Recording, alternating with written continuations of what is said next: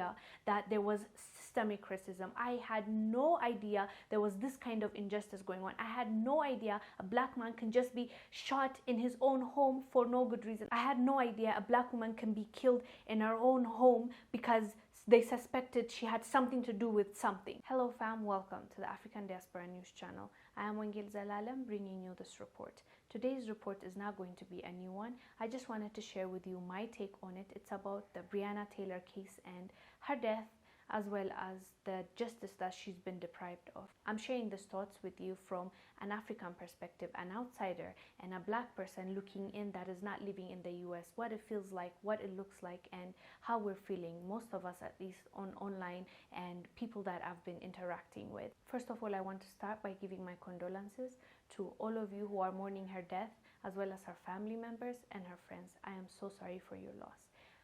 Okay, where do I start? This beautiful woman was killed in her own home for something she didn't do.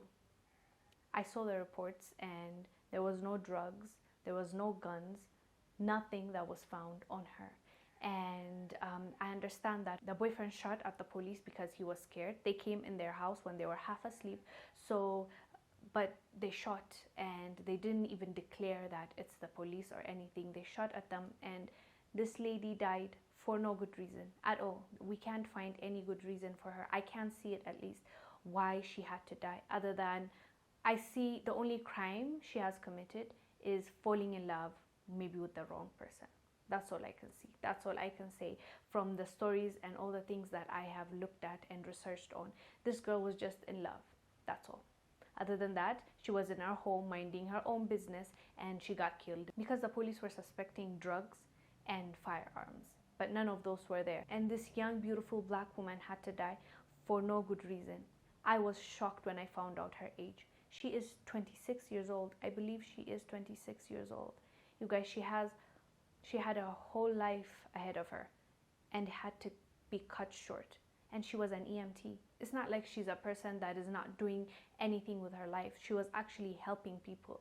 When you choose that kind of profession, it's either you are very compassionate and you want to help people, or you want to see better in your community, or just better for human life in general. So that was her job, and we know the rest and you know the story. But looking at it from outside, it is shocking to see. Especially, let me let you in a little story, a little fact. Us Africans, before this, social media blowing up, we used to think America as it, like that dream place to be, because the Hollywood movies, the musics, like all the things that we watch, even the mainstream media before, like the CNN, BBCs, used to paint America in this beautiful light. Like we thought it was the best place to be, and we would have done anything to come and see what it's about. But thank God for social media. Now we're seeing what you guys had to go through. I can be honest and tell you, I did not know that you suffer this much. I had no idea that there was systemic racism. I had no idea there was this kind of injustice going on. I had no idea a black man can just be shot in his own home for no good reason. I had no idea a black woman can be killed in her own home because they suspected she had something to do with something. Suspected. She gets killed for that. And I had no idea the same police will treat a white person differently when he mass murders people. He goes to a school and kills a lot of people, and then he's given water, and then he's handled with care. And then when it comes to court cases, it's like this person was insane, so they'll get less time than the person that barely did anything or didn't even do a crime that is worth, spending jail time. I did not know that. And frankly, most of us didn't know that. Let me tell you the fact. We did not know that. But thanks for social media now, we're able to see it for what it is, what exactly they're doing to you. We understand now. We see it now. I honestly thought after slavery, that was it. After it was abolished. I'm telling you the truth. If you asked me 8 years ago, maybe, I would think, no, slavery has been abolished. There's this affirmative actions in place. Everything is okay. Because there was no awareness. So I'm telling you, from an African perspective, at least from my perspective, me personally, Wongel Zelalem, from what I've learned during this past couple of years, it's shocking to me. And it's just not fair. And this lady, even after she's dead, even after these people are taken to court, she's not getting justice. And that makes it more painful. Trying to see it in her family's eyes. What are they feeling right now? How hurt are they? Not just our families. I'm looking at black people. I'm looking at Americans. Not only Americans, I'm even seeing this is a global thing. People are hurt. People are saddened. People are shocked that this is happening in America right now. We had no idea, my people. I'm telling you, brothers and sisters, we did not know that. I'm being honest. We did not know that you had to go through this. All these things are there to stop you from becoming the best version of you, the best person you can become, to have a chance in this life. All the systematic things that are in place. Had no idea. And it's more disheartening to see that happen in your own home. Your home is supposed to be your sanctuary, your safe space. And that happens to her. And I understand that this is not like the first case that ever happened. I followed the story of the Botham Jean, right? I hope I'm pronouncing it right. He faced the same thing that this young woman faced. He was sitting on his couch, minding his own business. I think he was eating ice cream or something. This police officer comes into his house and shoots him and he dies. And she says she didn't do it on purpose. She thought it was her apartment. Frankly, I don't buy it. You know why? I faced the exact same thing she faced.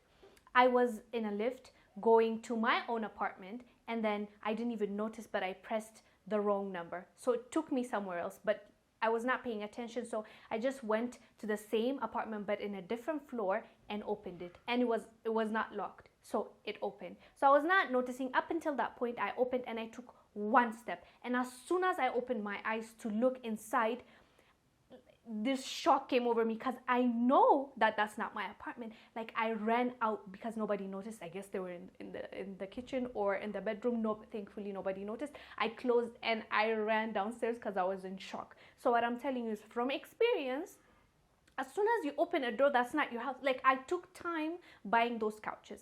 As women especially, we take our time trying to find the best curtain, the ones that really speak to us, you know, the ones that we love. So to get her apartment wrong, to think that she can get it wrong, as I said, she can go to a wrong floor, and that can happen, you know, we're human beings. But as soon as you open that door and look inside, if you see somebody, even before that somebody, I would believe you'd see the tone of the house, the color of I'm sure. And it's not the same. Have you seen the pictures of her apartment and his? It is so different, so freaking different. How can you get it wrong? You know? So since I've been in her position of going to the wrong apartment, I know how my reaction was. And for her, even if she sees someone, isn't it the right thing to do? I would think to run, or yes, she's a cop, but say, yo, hold up, like she has her gun, right? Freeze or something. But she gets in there and shoots to kill.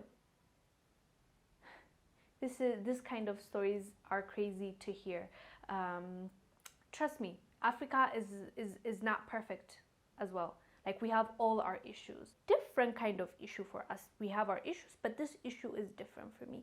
I didn't, and plus, it's not just about it being an issue. It's about it being happening to America, the best country in the world. That's what they sold that to us, by the way, and we believed it. Now that we're seeing our brothers and sisters going through this racism, white supremacy, and people not wanting you to be there when in fact you're the one that built this country from the ground up, it's just disheartening to watch. And I'm so sorry.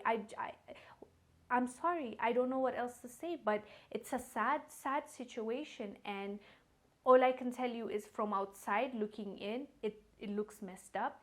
It is messed up.